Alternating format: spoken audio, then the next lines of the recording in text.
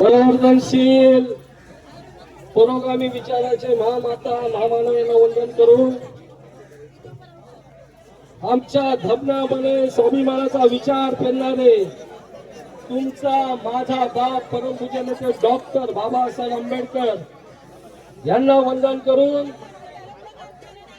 Bhimratna panther Manojbhai संसारे शहीदभाई संगारे राजा ढाले नामदेव ढसाळ यांना वंदन करून आणि या ठिकाणी उपस्थित भीमाचे रक्ताचे भीमाच्या विचाराचे आणि बाबासाहेबांना संविधान मानणारे सर्व भीम सैनिकाला माझा स्वाभिमानाचा जय भीम जय भीम जय भीम।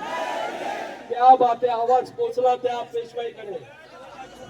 आता दादा म्हटलंय की लॉंग मार्च काढला, उन्हात तानात पावसात लॉंग मार्च काढला। तो लॉंग मार्च होता, लॉंग मार्च नव्हता, तो स्वाभिमानी मार्च होता।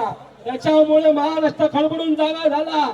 आज साहेब भीमराव साहेब आनंदराव साहेब आणि संपूर्ण 59 जाती एकत्र झाली ती फक्त आणि फक्त बाबासाहेबांच्या विचारासाठी। आपण भाऊ भाऊ आहोत साहेब, भावा भावात भांडणं लावलेत, पण मी जास्त वेळ घेत नाही साहेब। मी खूप चांगला बोलतो आणि मी रस्त्यावरचा कार्यकर्ता आहे आणि मी कॅन्सर आहे। एक गाव दोन तुकडे। तर मी जाता जाता एवढंच बोलतो की लोकशाही साहित्य रत्न अण्णाभाऊ म्हटले साहेब, ते म्हटले की या निळ्या रक्ताची धमाक बस। साहेब मी नाही म्हटलं, साहित्य रत्न अण्णाभाऊ बोलतायत निळ्या रक्ताची धमाक बस, तू स्वाभिमानाची आग आहे। कोण म्हणते? अण्णाभाऊ। निळ्या रक्ताची धमाक बस, तू स्वाभिमानाची आग आहे। घेऊ नको कुणाच्या बापाला, कारण तू भीमाचा वाघ आहे। आपण सगळे वाघ आहोत।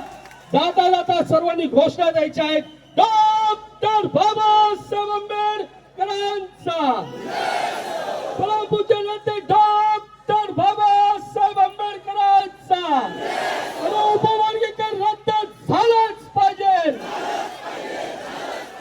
मोठा आवाज आला पाहिजे, उपवर्गीकरण रद्द झालंच पाहिजे। अरे बोल बहुजना, हल्ला बोल, अरे बोल बहुजना, अरे जोर से, अरे जोर से, अरे नीला लेके, अरे जय भीम लेके, अरे तुझको लेके, अरे सबको लेके, सबको लेके, अम्बेडकर फैमिली लेके, अरे सबको लेके, अमरनाथ को लेके, अरे जोर से, अरे जोर जोर से, अरे डरता क्यों है, अरे कायर क्यों है, अरे विधान भवन से, अरे